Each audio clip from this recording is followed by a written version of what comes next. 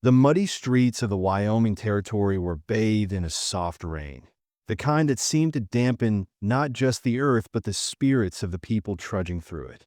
Sadie Blake, a girl no older than 16, stood outside the mercantile, counting pennies from a worn leather pouch. The cold, wet air bit at her skin, but it was the hunger gnawing at her stomach that hurt the most. She hadn't eaten in 2 days. Her eyes, dark and tired, locked onto the shopkeeper, hoping for a miracle. "Please, just some bread," she pleaded, but the shopkeeper, a man as hard as the weather, shook his head, refusing her with a dismissive wave. He had no mercy for the homeless girl who had nothing but the clothes on her back. But just as she turned away, desperate and beaten down, a voice rang out from behind her. "I need help on my ranch. Can I buy you? Your labor, I mean." It was Calder Northwood, a wealthy rancher whose name was known across the territory. Sadie froze, looking at him in disbelief. She had been hungry, cold, and desperate, but never had she been so surprised. She shook her head, unable to comprehend what he was offering. "You can't buy what's already been sold," she said, her voice steady but carrying a weight of deep pain. Without another word, she walked away, leaving a loaf of bread behind, a symbol of the dignity she would never sell. As she disappeared into the rain-soaked landscape, Calder stood there, perplexed by her words. What did she mean? Who could possibly have claimed ownership of her? It haunted him, the idea that a girl like Sadie could belong to someone else, her life bound by invisible chains, and that haunting thought stayed with him long after he rode away. He couldn't forget her, couldn't ignore her, and soon he found himself riding out into the woods, determined to find the girl who had rejected his offer and discover the truth behind her words. Hours later, deep in the wilderness, Calder stumbled upon an old, abandoned line shack, the smell of smoke hanging in the air. Inside, Sadie was struggling to start fire. Her hands, raw and bleeding, fumbled as she broke kindling.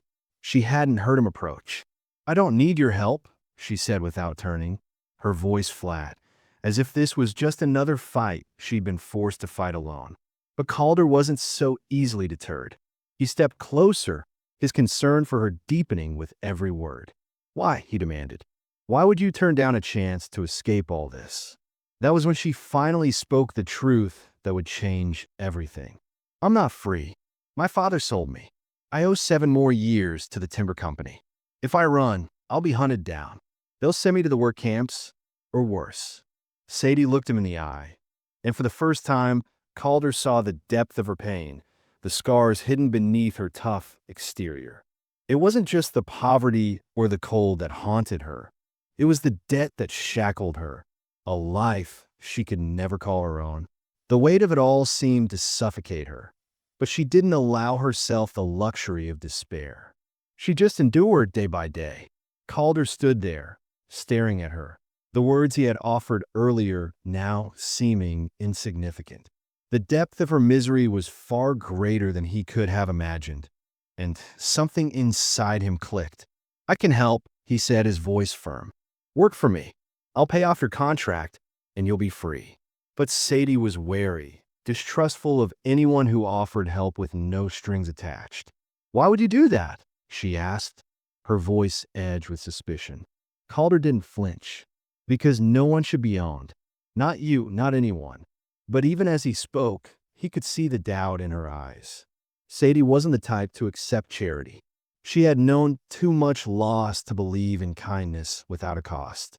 "If you come with me," she warned, her voice low and fierce, "you'll regret it. They don't stop looking. You'll be in danger too." Calder nodded, unfazed by her warning. "Let them come," he said. And with that, the choice was made, one that neither of them fully understood at the time. But Sadie, for the first time, felt something stir deep inside her. Hope, however faint. Maybe, just maybe, this man could offer her something more than just a way out of her contract. Maybe he could offer her a chance at something she'd forgotten. Freedom.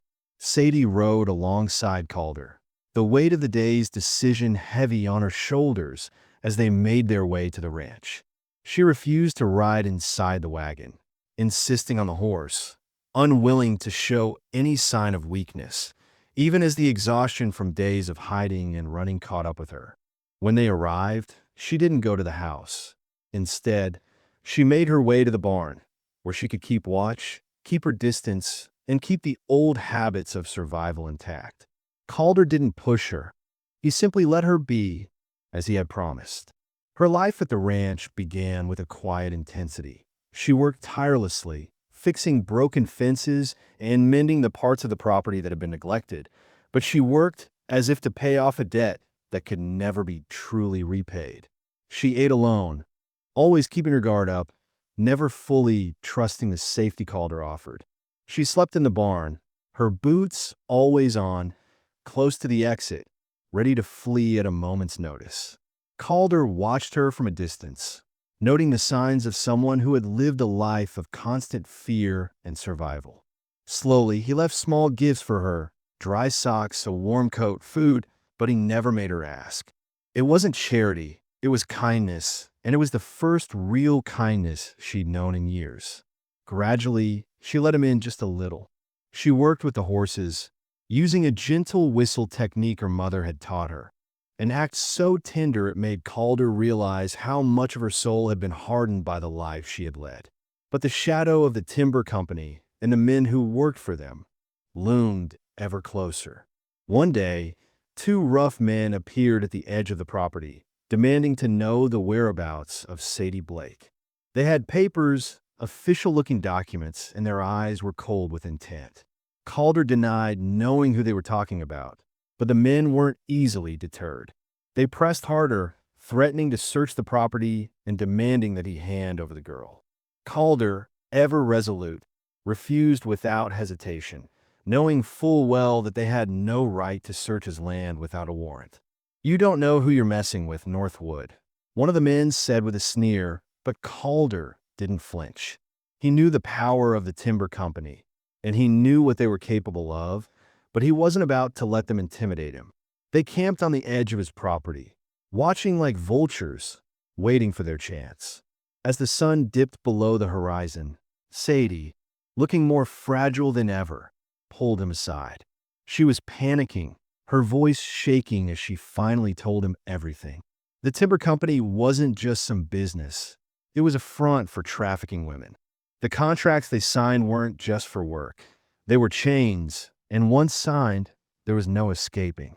Her mother had died in the company's custody, and Sadie's own contract had been transferred from lumber work to domestic service, a polite term for what was nothing more than slavery in the guise of a job. She had run before they could place her, but they wouldn't stop coming for her until she was back where they wanted her. Calder's heart clenched with rage and sorrow for her, but his resolve only hardened. He couldn't change her past, but he would fight to give her a future. "They're not taking you," he said, his voice low but firm, a promise in his words.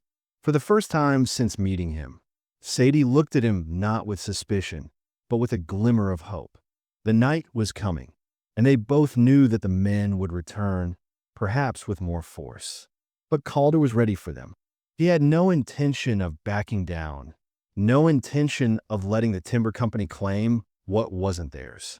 As the stars began to appear in the sky, Calder and Sadie stood together, preparing for the confrontation that would change everything. The battle was coming, but they were no longer running from it. Together, they would face it. And in that moment, they both understood that no matter what happened next, they weren't alone. The night felt different, heavier, as if the air itself was holding its breath. Calder posted a guard by the barn, keeping a sharp eye on the men who camped just beyond the tree line. He was determined to make sure they wouldn't get any closer, but he knew it was only a matter of time before they made their move.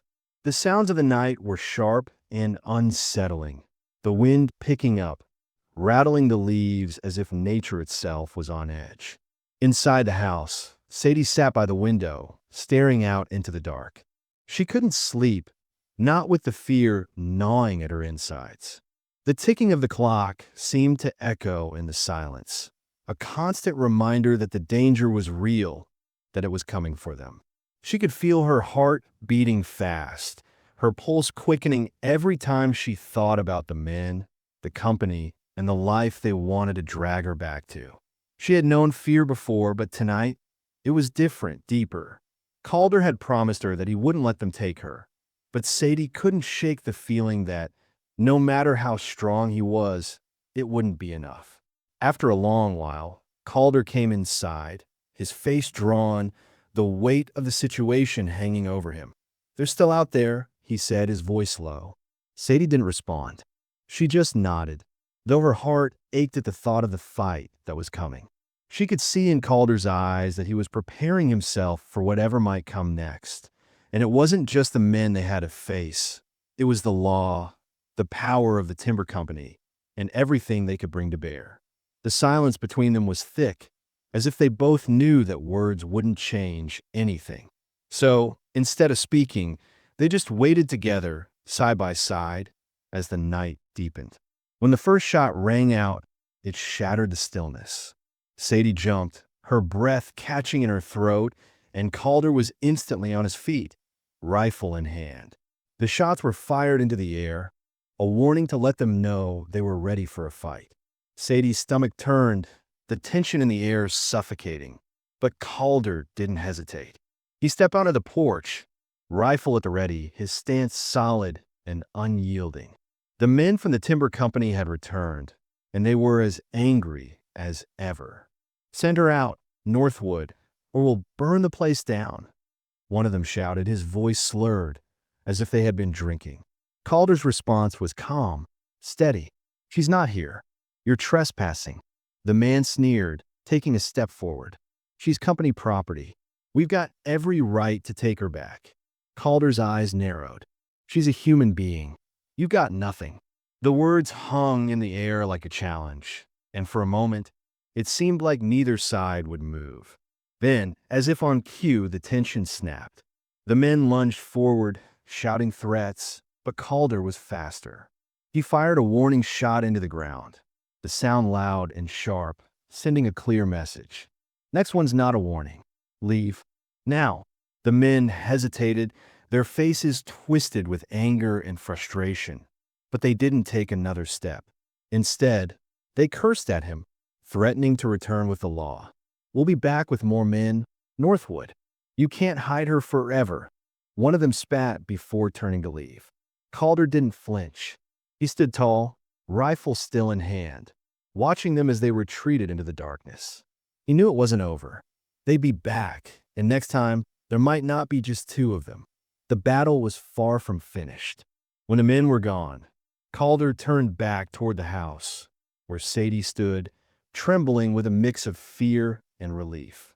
She had been watching from the window, her breath catching every time the tension escalated. "You could have just handed me over," she whispered, her voice shaking. Calder shook his head. "Never."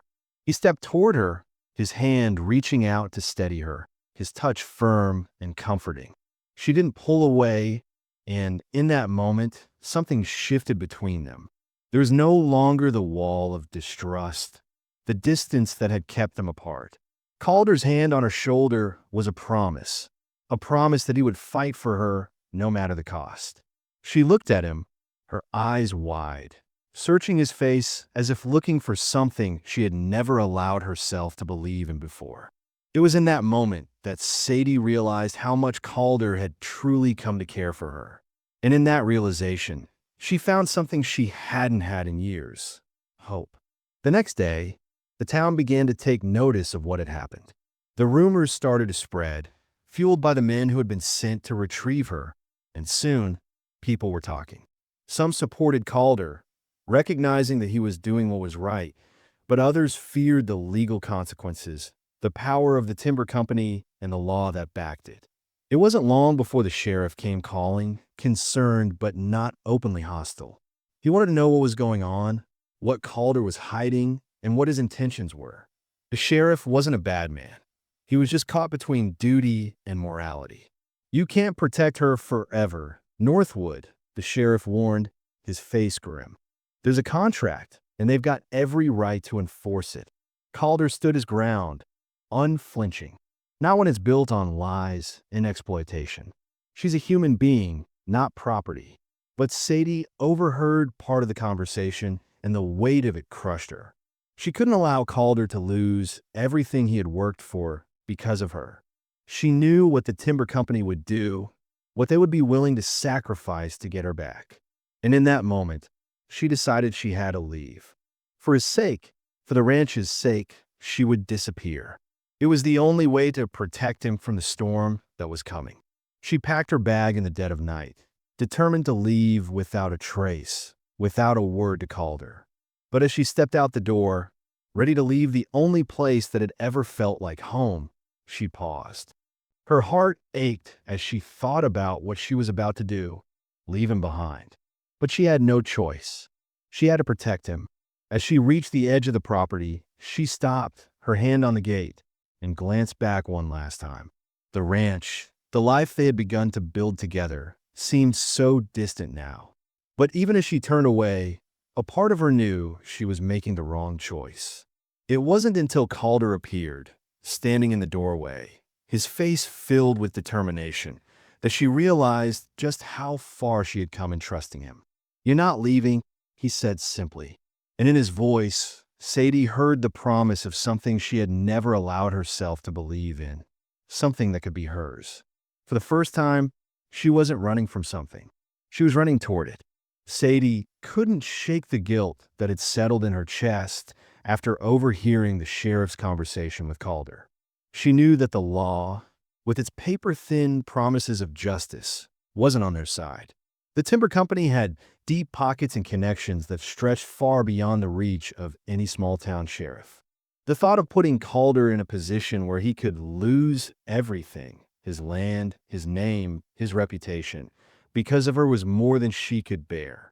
So, as much as it pained her, she made the decision to leave. It wasn't that she didn't trust Calder, but the fear of bringing ruin to him was greater than the fear of being caught herself. She packed her few belongings quietly, the weight of the decision pressing down on her with every item she placed in the bag. As she moved around the cabin, she heard the familiar creak of the floorboards, the snap of wood from the fire, the quiet peace they had built together, and it made her pause. She didn't want to leave this place, but she had to. She couldn't allow Calder to sacrifice everything for her. In the dead of night, she slipped out of the house, moving as silently as a ghost. But as she reached the barn door, ready to mount her horse and ride into the unknown, the voice that had come to mean everything to her stopped her in her tracks. "You're not going anywhere, Sadie," Calder said, his tone steady, filled with a certainty that reached deep into her heart. He stood in the doorway, silhouetted against the dim light of the house. His face was set, his jaw clenched, and she saw in his eyes a determination that matched her own. She had hoped to leave without him noticing, without him trying to stop her. But here he was, standing in front of her, refusing to let her go. She opened her mouth to speak, to explain, but the words caught in her throat. What could she say? How could she explain the burden of guilt she felt, the way she believed she was dragging him into the storm that was headed their way? But Calder wasn't waiting for an explanation. He stepped toward her, his voice soft but resolute. "I know what you're thinking, Sadie, but you don't have to carry this alone. You're not alone anymore." For a long moment, she stood frozen, her heart pounding in her chest. She wanted to believe him, wanted to let him in, but the fear that had been with her for so long, the fear that had kept her running, held her back. Calder didn't give her a chance to retreat. He stepped closer, closing the distance between them. "You think you're protecting me, but I'm not going to let you walk away from this. Not without a fight." His words were steady, but there was a depth to them that cut straight through her. She had never let anyone protect her, never let anyone stand by her side. She had always been alone, always carried her burdens in silence. But something in Calder's eyes, something in the way he stood there, unwavering, made her question everything she had believed. "I'm not leaving you, Sadie, and I won't let them take you either," he said, his voice a promise. The weight in her chest shifted, and for the first time in what felt like forever, she allowed herself to believe in something other than fear. She took a step toward him, then another, and before she knew it, her hand was in his, their fingers entwined. "You don't have to fight this battle alone either," she whispered, her voice trembling. Calder squeezed her hand gently, a soft smile tugging at the corners of his mouth. "I never intended to," he said. The next day, Calder rode into town, determined to make a stand. He had made his decision, and there was no turning back. He rode with purpose, his mind set on one thing: the truth. When he arrived at the market square, where the townspeople had gathered to exchange goods and gossip, he didn't hesitate. He stood tall on his horse, scanning the crowd, his voice strong as he called out to them. "I've come to tell you the truth. The truth about what's been happening right under your noses," Calder began, his eyes scanning the crowd. "Sadie Blake isn't a fugitive. She's not a criminal. She's a woman who's been sold like cattle to a company that profits from human misery. I've seen the contracts. I've seen the lies they've been feeding you." The crowd fell silent, the words hanging heavy in the air. Calder didn't wait for them to process what he had said. The timber company, the one that claims ownership of her, is a front for something far worse. They're using contract to trap women and force them into labor, into servitude, into things you can't even begin to imagine. He paused, letting the weight of his words sink in. "I'm not here to ask for your permission. I'm here to tell you what's right. I'm here to tell you that Sadie Blake is under my protection, and I'll fight anyone who thinks they can take her from me." The crowd was still, the air thick with tension. But then, one by one, people began to speak. Widow Ellison, a woman who had known hardship and heartache, stood up and spoke, her voice steady. "I've seen Sadie. She's worked with me, helped me with my chores. She's kind, and she's good. And if what you say is true, then we can't stand by and let this happen." The murmurs of agreement spread through the crowd like wildfire. People who had once looked at Sadie with suspicion now looked at her with respect. Some stepped forward, offering their support, while others, unsure of what to believe, stayed quiet, watching closely. The sheriff, who had been listening from the edge of the crowd, stepped forward, his face stern but not unfriendly. "I can't ignore the law, Northwood," he said, his voice low. "The timber company has a claim, and I'm bound to uphold that claim." Calder's eyes hardened. "The law doesn't protect slavery, Sheriff. And it sure as hell doesn't protect human trafficking. You're not going to stand by and let this happen." The sheriff's eyes flickered with uncertainty. He had his duty, but he also had his conscience. After a long pause, he nodded. "I'll look into it. But you're walking a dangerous line here."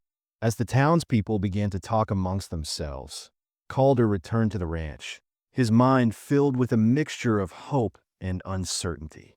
He didn't know what would happen next, but for the first time in a long while, he felt like they had a chance.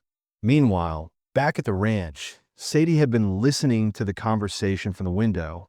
The guilt that had been weighing her down began to lift, just a little, but it wasn't over. Not yet. The danger was still out there, and she knew it. The only thing that had changed was that now, for the first time, she wasn't alone in the fight. That evening, Calder and Sadie sat down to a meal together, their first true meal as equals. They ate quietly, the weight of the day hanging between them. When they finished, they moved outside, where Calder led Sadie to the barn, where a mare had been ready to give birth. The night was long, and the air was thick with anticipation, but when the foal was born, it was a sign of something new, a new beginning, a new chance at life. As they stood there, exhausted but filled with a sense of accomplishment, Calder turned to Sadie. "You're safe now," he said softly. She looked up at him, her eyes filled with emotion. "I don't know if I can believe that yet," she whispered. Calder smiled, a small, reassuring smile. "Then let's take it one day at a time." And in that moment, as they stood side by side, the future seemed a little brighter, a little more hopeful. The days that followed Calder's public declaration brought a cautious sense of hope to the ranch. But the shadow of the timber company still loomed large, and the quiet was only temporary. The first real test came when the lawyer arrived on horseback, dressed in the finest suit, a man who carried himself like someone used to power and intimidation. Calder and Sadie were in the barn when they saw him approach. His demeanor was calm, almost too calm, but the steely look in his eyes made it clear that he wasn't here for pleasantries. He introduced himself as the company's lawyer, a well-educated man who spoke with the precision of someone who had handled more than a few disputes in his time. As he approached the ranch house, he held a set of papers in his hand, thick and official-looking, as if they carried the weight of the law. "I have documents here," the lawyer said smoothly, his voice dripping with authority, "that prove Sadie Blake's contract is valid, signed by her father before his death. It's a binding agreement, and unless she returns to the company, there will be consequences." Calder stepped forward, his stance broad and unyielding. "I don't care what papers you have. You don't own her, and I'm not giving her up." The lawyer gave a small smile, one that didn't reach his eyes. "You don't have much choice. We'll take her back, or we'll see you in court. But be warned, Mr. Northwood, if you don't comply, you could face criminal charges for harboring stolen property." The lawyer's words were a direct threat, but there was something in his eyes that told Calder this wasn't about the law. It was about control, about intimidation, and about the company's desire to reclaim what they saw as theirs. Sadie, standing at Calder's side, felt her heart tighten. The man's words were cold and clinical, and for a moment, they cut through her resolve. She had lived her whole life under the weight of contracts and promises made without her consent, and the thought of Calder facing charges, losing everything he had worked for, was too much. She had never wanted anyone to sacrifice for her, and yet here she was, bringing ruin to the man who had given her a chance at freedom. "Calder, you can't fight this," she said, her voice trembling with the weight of the truth. "You don't have to lose everything for me. Just let me go. I'll go quietly." Calder's hand tightened around the rifle he held, but his expression softened as he turned to face her. "I didn't ask for your sacrifice, Sadie. I won't let you walk away from this. Not now. Not ever." His voice was firm, filled with a quiet determination that made Sadie's heart race. She wanted to argue, to protest, to convince him that this was the right thing to do, but the truth was she couldn't do it anymore. She couldn't let him fight this alone, and she couldn't bear the thought of walking away from the only place that had ever felt like home. As they stood there, facing the lawyer, Sadie made a decision. "I'll go with you," she said, her voice breaking as she turned to Calder. "I'll leave if it means you don't lose everything. But know this isn't over. I'll fight. I'll make sure they know what they've done." Calder's expression darkened. "Sadie, you don't have to do this." But she shook her head, determination flooding her veins. "I won't let them take you down because of me. I'll go, but this fight isn't over." The lawyer, sensing the shift, stepped forward with a smug look. "Smart girl," he said, as if he had won some great victory. "The company's wagon is waiting in town. You'll be taken back to the camp, where you belong." But as the lawyer turned to walk away, Calder's voice rang out, his words filled with finality. "No, she's not going anywhere." The lawyer turned back, a flash of surprise in his eyes. "What do you mean?" Calder reached into his coat, pulling out a set of documents, papers that, unlike the ones the lawyer held, were official in their own right. "I bought her contract 2 days ago, paid directly to the territorial office." He held up the receipt, its official stamp glowing in the sunlight. "I freed her. Legally. Your claim is void." The lawyer's face fell. For a moment, he looked as though he had been struck, his smug confidence slipping away. "You can't be serious," he said, his voice suddenly losing its confidence. "This isn't possible. I have the paperwork." Calder smiled, his eyes hard with resolve. "I don't care what paperwork you have. The contract's been bought, paid for, and now it's mine. It's over. She's free." For a long moment, the lawyer stood there, staring at the receipt in disbelief. His mind was racing, trying to find a loophole, a way to undo what had just happened. But there was no way around it. Calder had outsmarted him. The timber company had lost.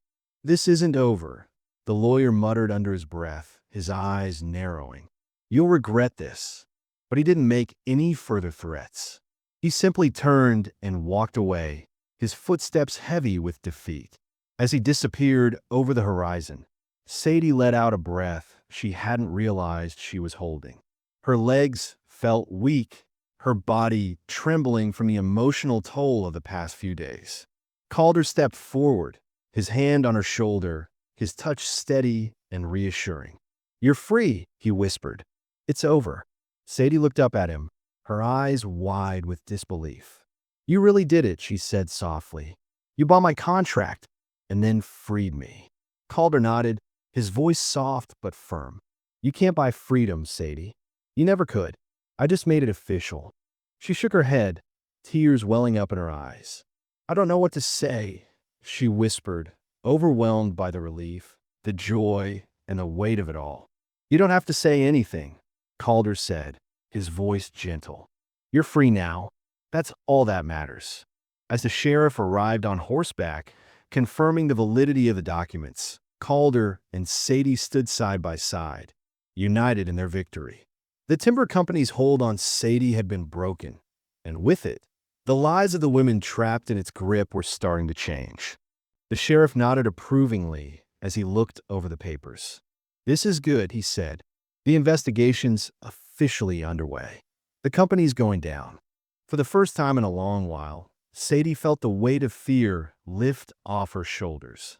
She wasn't just free from the contract. She was free to live her life, to make her own choices, to finally be her own person. As the sheriff rode away to continue his work, Sadie turned to Calder, her heart full of gratitude. "I don't know how to thank you," she said, her voice trembling with emotion. "You've given me everything." Calder smiled softly, his eyes warm. "You don't have to thank me, Sadie. You've always been worthy of freedom. I just help you find it." Weeks passed, and life on the ranch began to settle into a new rhythm. Sadie learned what freedom felt like, what it meant to make choices without fear, without the looming threat of the company hanging over her. She slept through the night, ate meals without looking over her shoulder, and began to rebuild her life one small step at a time. She even started a garden, a small patch of earth that was hers, something she could nurture and grow. It wasn't much, but it was hers. She began to trust herself again, to believe in the possibility of a future that didn't involve running, didn't involve fear. But even in the moments of peace, the past still haunted her, and the nightmares came, those fleeting memories of a life she had been forced to live. But Calder was always there, patient, steady, comforting. "You're safe," he would whisper, holding her close, reminding her that the past couldn't touch her anymore. "You're here. You're yours." And so, in the quiet moments on the ranch, amid the work and the peace, Sadie began to heal. Slowly, piece by piece, she became whole again. The contract that had bound her was gone, and with it, the chains of her past. She was free, and for the first time, she truly believed it. As the spring season arrived, bringing new life to the ranch, Calder and Sadie stood together, watching the horizon, a shared sense of hope between them. The future was uncertain, but it was theirs to shape. And for Sadie, that was all she needed. Freedom, choice, and a love that couldn't be bought. 6 months had passed since Sadie had been freed from the shackles of the timber company, and though the initial struggle had been fierce, a quiet peace had begun to settle over the ranch. The days were filled with work, but they no longer carried the weight of fear. The ranch, once a place of isolation and uncertainty, now felt like home. A home built on hard work, shared moments, and a growing love that neither of them had expected but both had come to cherish. Sadie had found a place for herself within the community, her reputation growing as she worked alongside the neighbors, lending a hand whenever it was needed. She had begun helping the local school teacher with the children, teaching them to care for animals and plants, passing on the same knowledge her mother had given her. The garden she had started had grown into something beautiful, a testament to her new life, her own hands creating something lasting and tangible. She was no longer the frightened girl who had once slept in barns and kept to the shadows. She had become a woman who knew her worth, who had learned that she could stand on her own 2 feet, and that she could also be part of something bigger than herself. The town had shifted slowly but surely. Calder's public stand had rallied many to their side, and now people greeted Sadie with smiles, with respect, and with understanding. There were still whispers, still those who doubted or feared what had happened, but the majority had come to see the truth. They had seen Calder's courage in standing up to the timber company, and they had seen Sadie's strength in taking ownership of her future. They no longer viewed her as someone to be pitied or looked down upon. Instead, she was a symbol of resilience, of freedom, of what it meant to take control of one's own destiny. One evening, Calder took Sadie riding, a way to celebrate the new season, to mark the change that had taken place both on the land and in their hearts. They rode together, side by side, as the sun dipped low behind the hills, casting a warm glow over the valley. Calder had always been a man of few words, but there was something different in the air that day. Sadie could feel it. There was a tenderness in the way he looked at her, a quiet strength that spoke volumes. They reached the top of a hill that overlooked the entire ranch, the land stretching out in every direction. It was a place they often came to when they needed to think, to get away from the daily grind. Calder dismounted first, then helped Sadie down, guiding her to a spot where they could sit and take in the view. She looked out at the horizon, taking in the beauty of the land they had worked so hard to build together. The flowers were blooming, the crops were growing strong, and the animals that once seemed like a burden had become part of the rhythm of their lives. It was a symbol of everything they had accomplished, of everything they had overcome. Calder didn't speak for a while, just stood next to her, watching the sunset in silence. But Sadie could feel the words building in him, the unspoken thoughts that had been weighing on his mind for some time. Finally, he turned to her, his voice low and steady. "When I first saw you in that town, I thought I was offering you charity. I thought I was doing something kind. But I was wrong. I had no idea what you'd been through, no idea how strong you really were." Sadie looked up at him, surprised by the depth of his words. She had never thought of herself as strong. She had always seen herself as broken, as someone who had been used and discarded. But in that moment, she realized that the person standing next to her, the person who had fought for her, had seen something in her that she hadn't even recognized herself. Calder continued, his voice steady but filled with emotion. "You've taught me what real strength is. You've shown me what courage looks like. And you've shown me that freedom doesn't come without a price. It's a fight, a hard one, but it's worth it." Sadie's heart swelled with emotion as she listened to him. She had never thought she would hear words like this, not from anyone, especially not from someone like Calder. She had always kept her walls up, always believed that no one could ever truly see her. But Calder had. He had seen her, not as a victim, but as a woman who had the power to shape her own destiny. "And what about you?" Sadie asked softly. "What have I taught you?" Calder smiled a small, wry smile. "You've taught me that love isn't about ownership. It's about choice. It's about choosing someone every day, no matter the cost." Sadie felt her breath catch in her throat. His words hit her harder than she had expected. Love. She had never allowed herself to believe in love. She had never believed that someone could love her without wanting something in return. But Calder's words, his actions, had shown her a different kind of love, a love that didn't come with strings attached, a love that was freely given, without expectation. And in that moment, as the sun set behind the hills, as the world seemed to stand still around them, Sadie realized something she hadn't allowed herself to feel in a long time. She was loved, and not just by anyone, by Calder, the man who had fought for her, who had given her a chance at life, who had seen her at her weakest and still chose to stand by her side. "So, what now?" she asked, her voice barely above a whisper.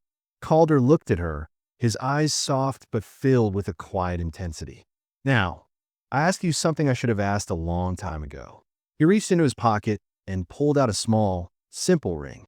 It wasn't much, just a piece of metal bent into a circle, but it was meaningful, crafted with care and intention. "Sadie Blake," he said, his voice steady. "I've asked you to trust me, to fight with me, and now I'm asking you to choose me. Will you marry me? Will you be mine? Not because you have to, but because you want to?" Tears welled up in Sadie's eyes as she stared at the ring. The question, so simple, so profound, hit her in a way she hadn't expected. She had spent so much of her life believing that she wasn't worthy of love, that she wasn't worthy of happiness. But in that moment, as Calder looked at her with nothing but sincerity and love in his eyes, she knew that she had finally found her place in this world. "Yes," she whispered, her voice thick with emotion. "Yes, I choose you. Every day. Forever." Calder slid the ring onto her finger, and they stood there, hand in hand, as the sun dipped below the horizon. The world felt still, but it also felt full of possibilities, full of hope. The life they had fought for, the life they had built together, was just beginning. The road ahead wouldn't be easy. There would still be challenges, still be hurdles to overcome. But as long as they had each other, Sadie knew they could face anything. And that was enough. The celebration that followed was small but heartfelt. Underneath the oak tree where they had first started building their life together, they exchanged vows, simple but profound promises. Calder vowed never to own her, only to love her. Sadie vowed to let him love her, to choose freedom, and to choose him always. The ceremony was everything they had wanted, simple, intimate, and real. As the evening wore on, the ranch was filled with the sounds of laughter and music, of people coming together to celebrate the love and the freedom that had been fought for and won. Sadie danced in the arms of the man she loved, no longer bound by the chains of the past. She was free, truly free, and for the first time in her life, she felt at home. As the night ended and they rode away from the celebration, hand in hand, Calder turned to her and said, "This is where you started it, Sadie. By fixing something broken. By fixing yourself." Sadie smiled, looking out at the world they had created. "No," she said softly. "This is where we both started it. Together. Forever."